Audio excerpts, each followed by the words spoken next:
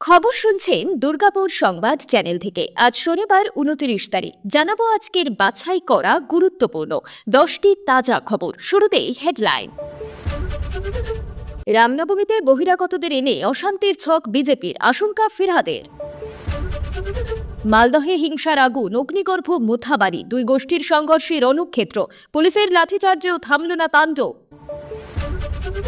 ভগবানগোলায় চাঞ্চল্য, শিক্ষকের টাকা চুরির সন্দেহে ছাত্রকে জামা খুলিয়ে নির্যাতন, গ্রেপ্তার অভিযুক্ত। পুরুষ ডিএনএ কজনের ছিল? আরজিকর কাণ্ডে ধর্ষণ নাকি গণধর্ষণ? উত্তর দিতেই হবে সিবিআইকে, সময় বেঁধে দিল আদালত।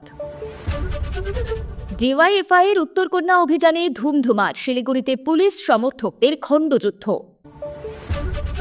জলপাইগুড়িতে বারুণী মেলার স্নানের সময় মর্মান্তিক দুর্ঘটনা, তলিয়ে গেল 8 বছরের বালক। দুর্গাপুরে ভয়াবহ বিস্ফোরণ, বেআইনি সিলিন্ডার মজুতে আগুন, ধোঁয়ায় ঢাকল হাসপাতাল। ওয়াকফ সম্পত্তি রক্ষা করবই, ইফতারে গিয়ে সংকল্প নায়টুর, সিঁদুরে মেঘ এনডিএতে। অনুমতি ছাড়া রাস্তায় নামাজ নয়, না মানলে কড়া শাস্তি, নির্দেশিকা যোগীরাজ্যের পুলিশের। 12 জন তৃণমূল নেতাকে 10 বছরের কারাদণ্ড, কাকলি তার অস্থায়ী জামিন মঞ্জুর। জোড়া ভূমিকম্পের ধাক্কায় মায়ানমারে মৃত্যু মিছিল, মৃতের সংখ্যা প্রায় 200, ধ্বংসস্তূপের নিচে এখনও আটকে বহু। 40 ডিগ্রি ছুঁতে আর বেশি দিন বাকি নেই, প্রবল দাবদাহের আভাস দিয়ে দিল হাওয়া অফিস। এছাড়াও রয়েছে আরও বেশ কিছু গুরুত্বপূর্ণ খবর। পুরো বিস্তারিত জানতে ভিডিওটি শেষ পর্যন্ত শুনুন। রামনবমী ঘিরে পশ্চিমবঙ্গে ক্রমশ উত্তপ্ত হচ্ছে রাজনৈতিক পরিস্থিতি। বিজেপি নেতারা অস্ত্র হাতে মিছিল করার ডাক দিয়েছেন, আর সেই প্রসঙ্গে আশঙ্কা প্রকাশ করলেন রাজ্যের পুরমন্ত্রী ফিরহাদ হাকিম। তার অভিযোগ, ভিন রাজ্য থেকে বহিরাগতরা বাংলায় এসে অশান্তি পাকানোর চেষ্টা করতে পারে। ফিরহাদ হাকিম স্পষ্টই বলেছেন, বাংলার সংস্কৃতি সর্বধর্ম সমন্বয়ের, এখানে সাম্প্রদায়িক রাজনীতি চলে না। মুখ্যমন্ত্রী মমতা বন্দ্যোপাধ্যায় নিজে রামনবমীর দিন রাত জেগে থাকেন রাজ্যের শান্তি শৃঙ্খলা নিশ্চিত করতে, কিন্তু বিজেপি পরিকল্পিতভাবে রাজ্যে হিন্দুত্বের হাওয়া তোলার চেষ্টা করছে। অন্যদিকে আরএসএসও এই ইস্যুতে নিজেদের পিছু সরিয়ে প্রশাসনের ওপর দায় চাপিয়েছে। তাদের বক্তব্য, আইন শৃঙ্খলা দেখার দায়িত্ব পুলিশের, কিন্তু বিজেপি নেতারা যেভাবে উত্তেজনা ছড়াচ্ছেন তা নিয়েই প্রশ্ন উঠছে। দিলীপ ঘোষ সরাসরি দলীয় কর্মীদের প্রস্তুত হয়ে বেরোনোর ডাক দিয়েছেন, যা আরও বিতর্ক তৈরি করেছে। রাজনৈতিক বিশ্লেষকদের মতে 2026 সালের বিধানসভা নির্বাচনের আগে বিজেপি রাজ্যে ধর্মীয় মেরুকরণের চেষ্টা করছে। তবে তৃণমূল স্পষ্ট জানিয়ে দিয়েছে, বাংলায় এই ধরনের রাজনীতি কোনোদিন সফল হবে না। বাংলার মানুষ সবসময় শান্তি চায়, বিভাজন নয়। মালদহের অশান্তির জল করালো হাইকোর্টে। শুক্রবার পুলিশ সুপার এবং জেলা শাসকের কাছে অ্যাকশন টেকেন রিপোর্ট তলব করল আদালত। বুধবারের মধ্যে রিপোর্ট পেশের নির্দেশ দেওয়া হয়েছে। দিন কয়েক আগে ডিজে বাজানোকে কেন্দ্র করে দুই গোষ্ঠীর বচসা বাঁধে মালদহে। সেই ঘটনার জেরে বৃহস্পতিবার অগ্নিগর্ভ হয়ে ওঠে মোথাবাড়ি। অভিযোগ, একের পর এক একাধিক দোকান, পুলিশের গাড়ি ভাঙচুর করা হয়, পুলিশকে লক্ষ্য করে ইট ছোড়া হয় বলেও অভিযোগ। পুলিশ লাঠিচার্জ করে পরিস্থিতি নিয়ন্ত্রণে আনতে ব্যর্থ হয়। কাঁদানে গ্যাসের সেল ফাটাতে বাধ্য হয় উর্দিধারীরা। ঘটনাস্থলে ছুটে যান পুলিশ সুপার প্রদীপ কুমার যাদব। বিকেলের পর পরিস্থিতি কিছুটা নিয়ন্ত্রণে এলেও উত্তেজনা রয়েছে এলাকায়। বিএসএফ মোতায়েন করা হয়েছে মোথাবাড়ির উত্তেজনাপ্রবণ এলাকায়। এদিকে কলকাতা হাইকোর্টে দায়ের করা হয় মামলা। সেই মামলার শুনানিতে শুক্রবার রাজ্য জানায়, বৃহস্পতিবার 2টি দোকান ভাঙা হয়েছে। এলাকায় 300 পুলিশ মোতায়েন রয়েছে, 25 জনকে গ্রেফতার করা হয়েছে। যে ভিডিও সোশ্যাল মিডিয়ায় ছড়িয়ে পড়েছে তার সবটা সত্য নয় বলেই দাবি করে রাজ্য। এরপরেই বিচারপতি বলে, ঘটনার স্পর্শকাতরতা দেখে মনে হয় রাজ্যের দায়িত্ব নিরাপত্তা সুনিশ্চিত করা। এরপরেই পুলিশ সুপার এবং জেলা শাসকের কাছে অ্যাকশন টেকেন রিপোর্ট তলব করল আদালত। ভগবানগোলা থানার কালীননগর এলাকার বাসিন্দা কুতুবুদ্দিন আইবক তাঁর একমাত্র সন্তান তৌসিফ হাসানকে লালগোলা থানার যশৈতলা এলাকার অলিভা আবাসিক স্কুলে ভর্তি করেন। অভিযোগ, বৃহস্পতিবার দুপুরে ওই বিদ্যালয়ের প্রধান শিক্ষক হাকিম শেখের 6000 টাকা খোয়া যায়। ওই শিক্ষক সন্দেহ করেন খোয়া যাওয়া টাকা চুরি করেছে তৃতীয় শ্রেণীর ছাত্র তৌসিফ। এরপর তার তল্লাশি নেওয়ার জন্য তৌসিফকে শৌচালয়ে নিয়ে গিয়ে অভিযুক্ত শিক্ষক তার জামা কাপড় খুলে তল্লাশির পর টাকা পেয়ে বেধড়ক মারধর করেন গুণধর শিক্ষক। পরে ওই ছাত্র অসুস্থ হয়ে পড়লে তাকে কৃষ্ণপুর গ্রামীণ হাসপাতালে ভর্তি করে পরিবার সূত্রে জানা গিয়েছে, স্কুল কর্তৃপক্ষ বৃহস্পতিবার ছাত্রের বাড়িতে ফোন করে জানান তাদের ছেলে বিদ্যালয়ের শিক্ষকের টাকা চুরি করেছে। খবর পেয়ে বিদ্যালয়ে ছুটে যান তারা। পরিবারের অভিযোগ, বিদ্যালয়ে ঘণ্টা দুয়েক ছেলের বিষয়ে কথা বললেও ওই পড়ুয়াকে মারধর করা হয়েছে এবং ও যে অসুস্থ তা বেমালুম চেপে যায় স্কুল কর্তৃপক্ষ। ছাত্রের বাবা কুতুবুদ্দিনের কথায়, ছেলেকে যখন আমার সামনে আনা হলো তখন ও সোজা হয়ে দাঁড়াতে পারছে না, জ্বরে কাতরাচ্ছে, ওর গোটা শরীরে কালশিটে পড়ে গিয়েছে। আমি উদ্যোগ নিয়ে ওকে হাসপাতালে ভর্তি করি। পরবর্তীতে এই অমানবিক কাণ্ডের বিষয়ে এসডিপিওকে জানানো হয়। ওই পুলিশ আধিকারিকের পরামর্শে লালকুলা থানায় লিখিত অভিযোগ জমা করা হলে রাতে অভিযুক্ত শিক্ষককে গ্রেপ্তার করে পুলিশ। আদালতে তোলা হলে অভিযুক্তকে বিচারক জেল হেফাজতের নির্দেশ দিয়েছে। ভগবান গোলার এসডিপিও উত্তম করাই বলে, অভিযোগের ভিত্তিতে আবাসিক স্কুলের শিক্ষককে গ্রেপ্তার করে আদালতে পাঠানো হয়েছে। পুলিশ ঘটনার তদন্ত শুরু করেছে। শুক্রবার কলকাতা হাইকোর্টে আরজিকর হাসপাতালে তরুণী চিকিৎসকের খুন এবং ধর্ষণ মামলার শুনানিতে কেস ডায়েরি এবং রিপোর্ট পেশ করে সিবিআই। আদালতে সিবিআই জানায়, মেডিকেল বোর্ড এবং তদন্ত অনুযায়ী এটি গণধর্ষণ নয়। বিচারপতি তীর্থঙ্কর ঘোষ প্রশ্ন করে, তাহলে এখন কিসের তদন্ত চলছে? সিবিআই জানায়, ঘটনার পর তথ্য প্রমাণ লোপাটে এবং অন্যান্য অপরাধে কারা জড়িত সেটাই খতিয়ে দেখা হচ্ছে। আদালত পুলিশের কেস ডায়েরি পেশ করার নির্দেশ দেন। নির্যাতিতার পরিবারের আইনজীবী সুদীপ্ত মৈত্র দাবি করেন, তদন্তে গাফিলতি রয়েছে। সহকারী সুপারের বয়ান নেওয়া হয়নি, হাসপাতালে কেউই এফআইআর দায়ের করেননি। তবে সিবিআই জানায় সহকারী সুপারের বয়ান নেওয়া হয়েছে। বিচারপতি আরও জানতে চান, এই মামলায় শুধুমাত্র একজনের ডিএনএ পরীক্ষা হয়েছে নাকি আরও কারোর? উত্তরে সিবিআই জানায়, একজন পুরুষের ডিএনএ পাওয়া গিয়েছে, তাই একজনকেই পরীক্ষা করা হয়েছে। রাজ্যের আইনজীবী কল্যাণ বন্দ্যোপাধ্যায় তদন্ত দীর্ঘ হওয়া নিয়ে প্রশ্ন তোলেন। তিনি বলেন, মামলা নেওয়ার ক্ষেত্রে উৎসাহ দেখা যায়, কিন্তু তদন্ত কবে শেষ হবে তা বলা যাচ্ছে না। রিজওয়ানুর রহমানের মামলায় 18 বছর কেটে গেলেও বিচার হয়নি। সিবিআই জানায়, সুপ্রিম কোর্ট কোনো নির্দেশ দেয়নি, তবে হাইকোর্ট যা নির্দেশ দেবে তারা তা মেনে চলবে। আদালত জানতে চায়, তদন্ত কেন আটকে রয়েছে। পরবর্তী শুনানিতে পুলিশের কেস ডায়েরি জমা দেওয়ার নির্দেশ দেওয়া হয়েছে। 2 সপ্তাহ পর মামলার পরবর্তী শুনানি হবে। বেকারত্ব বিরোধী দিবসে ডিওয়াইএফআই এর উত্তরকন্যা অভিযান ঘিরে তুলকালাম। 3 বাতি মোড়ে ডিওয়াইএফআই এর কর্মী সমর্থক এবং পুলিশের মধ্যে খণ্ডযুদ্ধের পরিস্থিতি। মীনাক্ষীরা রাস্তায় বসে পড়ে, অবরুদ্ধ হয়ে পড়ে রাস্তা। জলকামান এবং কাঁদানে গ্যাস চালায় পুলিশ। চরম বিশৃঙ্খলা এলাকায়। বেকারদের চাকরি সহ যুব সম্প্রদায়ের ভবিষ্যৎ সুরক্ষিত করার একাধিক দাবি নিয়ে উত্তরবঙ্গের প্রশাসনিক ভবন উত্তরকন্যা অভিযান করে মীনাক্ষী মুখোপাধ্যায় এবং কলতান দাশগুপ্তরা। এই অভিযানের আগে একাধিক রাস্তা ব্যারিকেড দিয়ে ঘিরে রাখে পুলিশ। একটি ব্যারিকেড ভেঙে 3 বাতি মোড়ের দিকে এগিয়ে যায় বামেদের যুব সংগঠনের মিছিল। সেখানেই পুলিশের তরফে বারবার ঘোষণা করা হয়, আগে যাওয়া যাবে না। ব্যারিকেডে বাধা পেয়ে রাস্তায় বসে পড়েন মীনাক্ষীরা। এশিয়ান হাইওয়ে এক প্রকার অবরুদ্ধ হয়ে পড়ে। প্রথম ব্যারিকেড ভেঙে এগিয়ে যাওয়ায় মীনাক্ষী হুমকি দেয়, একজন পুলিশকে আমরা 10 জন মিলে দেখে নিতে পারি।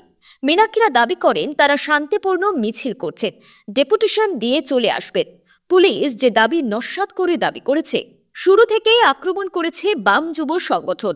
রাস্তায় বসে পড়তেই পুলিশ বিক্ষোভকারীদের ছত্রভঙ্গ করতে কাঁদানে গ্যাস এবং জলকামান চালায়।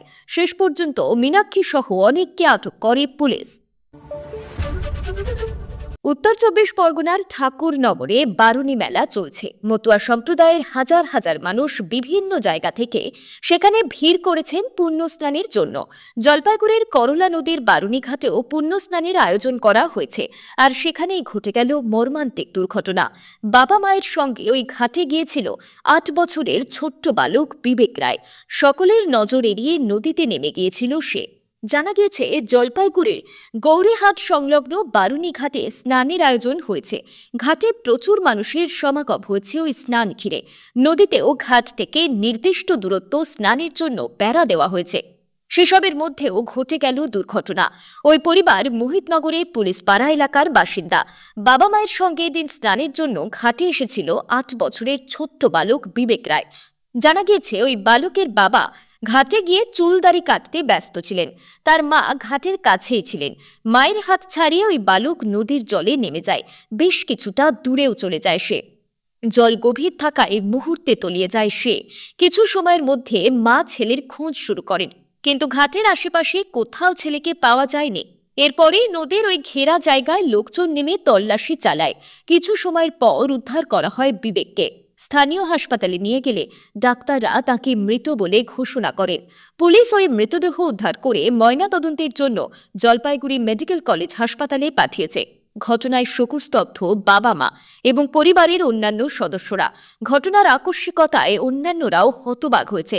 নদীর পাড়ের নিরাপত্তা নিয়ে প্রশ্ন তুলেছেন পরিবার পরিজনরা। অত ভিড়ের মধ্যে ওই বালক জলে তলিয়ে গেল, কেউ কিছু বুঝতে পারলেন না কেন, সেই প্রশ্ন উঠছে। আচমকা মজুত করে রাখা সিলিন্ডার বিস্ফোরণ, দাউ দাউ করে জ্বলে উঠল সাইকেলের দোকান। কালো ধোঁয়ায় ঢেকে গেল পাশে থাকা স্বাস্থ্যকেন্দ্র। আতঙ্কে রীতিমতো হুড়োহুড়ি রোগীদের। বেশ কিছুক্ষণ বন্ধ থাকে পরিষেবা।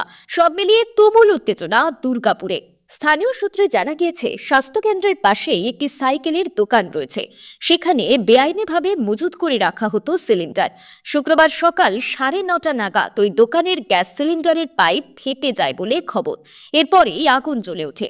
দোকানে মজুত করে রাখা সিলিন্ডার বিস্ফোরণ হয়। আগুনের লেলিহান শিখায় গ্যারেজের পাশাপাশি ভস্মীভূত হয়ে যায় পাশের একটি দোকানও। খবর পেয়ে ঘটনাস্থলে পৌঁছয় দমকলের ইঞ্জিন। প্রায় 1 ঘন্টার চেষ্টায় আগুন আয়ত্তে আসে। গ্যারেজের পাশের দোকানের মালিক মিলন মণ্ডলের কথায় সাইকেলের দোকানে বড় গ্যাস সিলিন্ডার থেকে ছোট গ্যাস সিলিন্ডারে রিফিল করা হয়। আজ সকালে একটি সিলিন্ডার ব্লাস্ট করে ভয়াবহ ঘটনা ঘটেছে। সাইকেলের দোকানও তো ভস্মীভূত হয়েছে, সঙ্গে আমার দোকানও পুড়ে ছাই। এরপরই ওই যুবক দাবি করে তারা একাধিকবার এই কারবার বন্ধের কথা বলেছিলেন, কিন্তু গ্যারেজ মালিক গুরুত্ব দেননি। এ বিষয়ে নিকটবর্তী স্বাস্থ্যকেন্দ্রের ভারপ্রাপ্ত আধিকারিক তথা চিকিৎসক নির্মল্যদেব বন্দ্যোপাধ্যায় বলে, আমরা 9:30টায় স্বাস্থ্যকেন্দ্রে এসে দেখি অগ্নিকাণ্ডের জেরে স্বাস্থ্যকেন্দ্র বিষাক্ত ধোঁয়ায় ঢেকেছে। প্রায় 1.5 ঘন্টা স্বাস্থ্যকেন্দ্র বন্ধ রাখা হয়। নরেন্দ্র মোদী সরকারের প্রস্তাবিত ওয়াকফ বিলে যে এনডিএর শরিক দলগুলির বিশেষ সায় নেই, তা নিয়ে গুঞ্জন দীর্ঘদিনের। এবার প্রকাশ্যে এক প্রকার সেই গুঞ্জনে শিলমোহর দিয়ে দিলেন টিডিপি সুপ্রিমো চন্দ্রবাবু নাইডু। সরকারি ইফতার পার্টি থেকে স্পষ্ট করে দিলেন ওয়াকফ সম্পত্তি রক্ষা করা তার সরকারের প্রাথমিক কর্তব্য। যে কোনো মূল্যেই সেটা করা হবে। বৃহস্পতিবার বিজয়ওয়াড়ার সরকারি ইফতার পার্টি থেকে নাইডু বলে, তেলেগু দেশম পার্টি বরাবর ওয়াকফ সম্পত্তি রক্ষা করে এসেছে, আগামী দিনেও সেটাই করবে। তার দাবি, আগের সরকারের নির্দেশে ওয়াকফ বোর্ডের সম্পত্তি বাজেয়াপ্ত হয়েছিল। আমরা সেই নির্দেশ প্রত্যাহার করেছি। সংখ্যালঘুদের প্রতি সুবিচার হয়েছে। একই সঙ্গে নাইডু বলেছে, এনডিএর আমলে মুসলিমরা ভালো থাকবেন। ওই অনুষ্ঠানে থেকে ইমামদের ভাতা বাড়িয়ে 10,000 টাকা করার ঘোষণাও করেছেন তিনি। আগে অন্ধ্র ইমামরা মাসিক 5,300 টাকা ভাতা পেতেন। নাইডুর এই অবস্থানে ওয়াকফ বিল নিয়ে এনডিএর অন্তরে সংশয়ের বাতাবরণ তৈরি হবে, তাতে সংশয় নেই। গত বছর আগস্ট মাসে পেশ হয় ওয়াকফ বিল। এই নিয়ে আলোচনার জন্য বিরোধীদের দাবি মেনে যৌথ সংসদীয় কমিটি করেছিল সরকার। প্রাথমিকভাবে ওই কমিটির মেয়াদ শেষ হওয়ার কথা ছিল শীতকালীন অধিবেশনের প্রথম সপ্তাহে, কিন্তু নির্ধারিত সময়সীমার মধ্যে রিপোর্ট দিতে না পারায় কমিটির মেয়াদ বাড়ানো হয়। বাজেট অধিবেশনের শেষ দিন পর্যন্ত কমিটিকে সময় দেওয়া হয়। তবে সময়সীমা শেষ হওয়ার আগেই 14টি সংশোধনী সহ ওয়াকফ বিলকে সবুজ সংকেত দেয় কমিটি। কেন্দ্র এই বিলটি পাশ করিয়ে আইন করাতে চায়। সেক্ষেত্রে ডিটিপির সমর্থন প্রয়োজন, কিন্তু নাইডুর যা সুর তাতে তিনি শেষ পর্যন্ত আদেও ওই বিলকে সমর্থন করবে কিনা তা নিয়ে সংশয় রইল। উত্তরপ্রদেশের মিরাটে রমজান মাস চলাকালীন পুলিশের কড়া নির্দেশ, অনুমতি ছাড়া রাস্তায় বসে নামাজ পড়া যাবে না। মিরাট পুলিশের শীর্ষ কর্মকর্তা এসপি আয়ুষ বিক্রম সিং স্পষ্টভাবে জানিয়েছেন, শুধুমাত্র ঈদগাহ এবং মসজিদে নামাজে আদায় করা যাবে। রাস্তায় নামাজ পড়লে কঠোর শাস্তি দেওয়া হবে, এমনকি পাসপোর্ট এবং লাইসেন্স পর্যন্ত বাতিল করা হতে পারে। পুলিশ সূত্রের দাবি, রমজান মাসে প্রতিদিনই রাস্তায় নামাজ পড়ার কারণে তীব্র যানজট সৃষ্টি হচ্ছে। সাধারণ মানুষকে বিকল্প পথ ঘুরে গন্তব্যে পৌঁছতে হচ্ছে, যা ব্যাপক দুর্ভোগের কারণ হয়ে দাঁড়িয়েছে। অভিযোগের ভিত্তিতে এই কঠোর নির্দেশিকা জারি করা হয়েছে বলেই জানিয়েছে মিরাট পুলিশ। এই নির্দেশকে ঘিরে ইতিমধ্যে বিতর্ক শুরু হয়েছে। সংখ্যালঘুদের একাংশের দাবি, এটি সংখ্যালঘুদের হয়রানি করার একটি কৌশল। অন্যদিকে অনেকের মতে প্রার্থনার জন্য নির্দিষ্ট স্থান রয়েছে, তাই সাধারণ মানুষের অসুবিধা না করে সেখানেই নামাজ পড়া উচিত। আইন শৃঙ্খলা রক্ষার স্বার্থে পুলিশের হস্তক্ষেপকে সমর্থনও করেছেন অনেকে। তৃণমূলের পঞ্চায়েত সদস্যর বাবাকে মারধর এবং খুনের চেষ্টার অভিযোগে শুক্রবার বিডিএর চেয়ারপারসন কাকলি গুপ্তাকে ৩ বছরের কারাদণ্ড এবং বাকি ১২ জনকে ১০ বছরের কারাদণ্ডের নির্দেশ। ২০১৭ সালের এই মামলায় শুক্রবার সাজা ঘোষণা করেন বর্তমান ফার্স্ট ট্র্যাক দ্বিতীয় কোর্টের বিচারক অরবিন্দ মিশ্র। বর্ধমান ডেভেলপমেন্ট অথরিটির চেয়ারপারসন তথা বর্ধমান ১ নম্বর ব্লক তৃণমূল সভাপতি কাকলি গুপ্ত ছাড়াও এই মামলায় বর্ধমান ১ নম্বর পঞ্চায়েত সমিতির পূর্ত কর্মাধ্যক্ষ তথা বর্ধমান ১-এর যুব তৃণমূলের সভাপতি মানস ভট্টাচার্য, রায়ান ১ নম্বর গ্রাম পঞ্চায়েত প্রধান কার্তিক বাগ এবং অঞ্চল সভাপতি শেখ জামাল সহ ১৩ জনকে আগেই দোষী সাব্যস্ত করেছিল আদালত। ২০১৭ সালের ৫ই সেপ্টেম্বর রায়ান ১-এর তৎকালীন পঞ্চায়েত সদস্য জীবনকৃষ্ণ পালের বাবা দেবু পালের উপর আক্রমণ করা হয়। দেবু পালের স্ত্রী তথা জীবনকৃষ্ণ পালের মা সন্ধ্যা পাল বর্ধমান থানায় অভিযোগ দায়ের করেছিলেন। খুনের চেষ্টা, মারধর সহ একাধিক ধারায় মামলা হয় মোট ১৩ জনের বিরুদ্ধে। তবে ৩ বছরের সাজা ঘোষণা হওয়ার জন্য নিয়ম অনুযায়ী বর্ধমান আদালতের ফার্স্ট ট্র্যাক সেকেন্ড কোর্টের বিচারক অরবিন্দ মিশ্রের কাছে আজই অর্থাৎ শুক্রবার রিট পিটিশন জমা দেন কাকলির আইনজীবী। সে আবেদনের ভিত্তিতে ২০,০০০ টাকার বন্ডের বিনিময়ে অস্থায়ী জামিন মঞ্জুর করা হয়েছে। কাকলি গুপ্তার আইনজীবী বিশ্বজিৎ দাস বলে, আমার মক্কেল অসুস্থ, তাকে ৩ বছরের সাজা ঘোষণা করা হয়েছে। নিয়ম অনুযায়ী আজই আমার রিট পিটিশন জমা দিয়েছি। বিচারক ২০,০০০ টাকা বন্ডে জামিন ঘোষণা করেছেন। ১ মাসের জন্য অস্থায়ী জামিন দেওয়া হয়েছে। জোড়া ভূমিকম্পের জেরে ব্যাপক ক্ষয়ক্ষতি, বিপুল প্রাণহানির আশঙ্কা ছিলই। সেই আশঙ্কাকে সত্যি করে মায়ানমারে ভূমিকম্পের জেরে লাফিয়ে বাড়ছে মৃতের সংখ্যা। শেষ খবর পাওয়া পর্যন্ত ইতিমধ্যে মায়ানমার এবং থাইল্যান্ড মিলিয়ে ১৮৬ জনের মৃত্যু হয়েছে। আহতের সংখ্যা প্রায় ৮০০। এখনো বহু মানুষ ভেঙে পড়া বাড়ি ঘরের নিচে, ধ্বংসস্তূপের নিচে আটকে রয়েছেন বলে আশঙ্কা করা হচ্ছে। ফলে হতাহতের সংখ্যা যে আরও বাড়বে তা বলাই বাহুল্য। এদিন অল্প সময় ব্যবধানে জোড়া ভূমিকম্পে কেঁপে ওঠে মায়ানমার। রিক্টার স্কেলে কম্পনের মাত্রা ছিল যথাক্রমে ৭.৭ এবং ৬.৪। মধ্য মায়ানমার শহরে মনিওয়ার ৫০ কিলোমিটার পূর্বে ভূমিকম্পের উৎসস্থল ছিল বলেই জানা গিয়েছে। ফলে মধ্য মায়ানমারে ক্ষয়ক্ষতির পরিমাণ সব থেকে বেশি। ভূমিকম্পের তীব্রতা এতটাই ছিল যে মায়ানমারের বিখ্যাত আভা সেতু ভেঙে গুড়িয়ে গিয়েছে। ভেঙে পড়েছে একাধিক বহুতল ঘর বাড়ি, রাস্তায় তৈরি হচ্ছে বড় বড় ফাটল। বিপর্যয়ের সেই ছবি ইতিমধ্যেই সমাজ মাধ্যমে ছড়িয়ে পড়েছে। মায়ানমারে একটি মসজিদ ভেঙে অন্তত ২০ জনের মৃত্যু হয়েছে বলে জানা গিয়েছে। ক্ষয়ক্ষতির পরিমাণ মায়ানমারের তুলনায় অনেকটা কম হলেও ভূমিকম্পের ধাক্কায় আতঙ্ক ছড়ায় থাইল্যান্ডেও। ভূমিকম্পের জেরে থাইল্যান্ডে এখনো পর্যন্ত ৩ জনের মৃত্যুর খবর মিললেও ব্যাংকে একটি নির্মীয়মান বহুতল ভেঙে পড়ায় সেটির ধ্বংসস্তূপের নিচে বহু শ্রমিক চাপা পড়ে রয়েছেন বলে আশঙ্কা করা হচ্ছে। ভূমিকম্পের বিপর্যয় কাটিয়ে ওঠার জন্য ইতিমধ্যেই আন্তর্জাতিক সাহায্যের আর্জি জানিয়েছে মায়ানমারের শাসক জুন্টা সরকার। ভারতের প্রধানমন্ত্রী নরেন্দ্র মোদীও মায়ানমারের এই দুঃসময় পাশে দাঁড়ানোর আশ্বাস দিয়েছে। কলকাতায় যে এবার ৪৫ ডিগ্রি তাপমাত্রা হতে পারে তার পূর্বাভাস আগেই মিলেছে। আর সেই দিন যে তাড়াতাড়ি আসছে তার ইঙ্গিতও চলে এলো। শুক্রবার কলকাতার সর্বোচ্চ তাপমাত্রা ছুঁয়েছে ৩৭.৬, যা স্বাভাবিকের তুলনায় প্রায় ৩ ডিগ্রি বেশি। এ রাজ্যের বেশিরভাগ জেলায় প্রবল দাবদাহ শুরু হলো বলে হাওয়া অফিস বলছে, এতদিন ভোর এবং সন্ধ্যায় যে মনোরম আবহাওয়া ছিল তা উধাও হতে চলেছে, বরং এখন থেকে অস্বস্তি বাড়বে, কারণ ধীরে ধীরে তাপমাত্রার পারও ঊর্ধ্বমুখী হবে। মার্চ মাসের শুরুর দিকে তাপপ্রবাহের সতর্কতা দেওয়া হয়েছিল, মাঝে বেশ কয়েকদিন তীব্র গরম অনুভূতও হয়েছে। তবে এরই মধ্যে খানিক বৃষ্টি হওয়ায় কিছুটা স্বস্তিদায়ক পরিবেশের দেখা মিলেছিল, তবে আর না। এবার পাকাপাকিভাবে গরম পড়ার পরিস্থিতি যে তৈরি হয়েছে তা পরিষ্কার। বিশেষজ্ঞরা বলছেন, বাতাসে জলীয় বাষ্পের পরিমাণ তুলনামূলকভাবে কম থাকতে পারে, তাই অস্বস্তিদায়ক গরম অনুভূত হবে। আপাতত দক্ষিণবঙ্গে বৃষ্টির সম্ভাবনা নেই। সব জেলাতেই শুষ্ক আবহাওয়া, বিশেষ করে পশ্চিমের জেলাগুলিতে তাপপ্রবাহের মতো পরিস্থিতি সৃষ্টি হতে পারে। সপ্তাহান্তে কলকাতায় 38 ডিগ্রি বা তার বেশি তাপমাত্রা এবং পশ্চিমের জেলায় 40 ডিগ্রি তাপমাত্রা পেরিয়ে যাওয়ার সম্ভাবনা, এমনটাই পূর্বাভাস আবহাওয়া দফতরের। আগামী 3 দিনে 4 ডিগ্রির কাছাকাছি তাপমাত্রা বাড়তে পারে একাধিক জেলায়। এদিকে উত্তরের পার্বত্য এলাকায় বৃষ্টির পূর্বাভাস দিয়েছে হাওয়া অফিস। বজ্রবিদ্যুৎ সহ হালকা মাঝারি বৃষ্টির সম্ভাবনা উত্তরবঙ্গের বেশিরভাগ জেলায়। দার্জিলিং, কালিম্পং, আলিপুরদুয়ার এবং জলপাইগুড়ি জেলাতে বিক্ষিপ্তভাবে বৃষ্টির সম্ভাবনা। এতক্ষণ খবর শুনছিলেন দুর্গাপুর সংবাদ চ্যানেল থেকে। খবর আজকের মতন এই পর্যন্তই। খবরগুলো আপনার কেমন লাগলো অবশ্যই কমেন্ট করে জানাবেন, এবং নিয়মিত সঠিক খবর শোনার জন্য দুর্গাপুর সংবাদ চ্যানেলটিকে সাবস্ক্রাইব করে রাখুন। দেখা হচ্ছে পরবর্তী ভিডিওতে। ধন্যবাদ।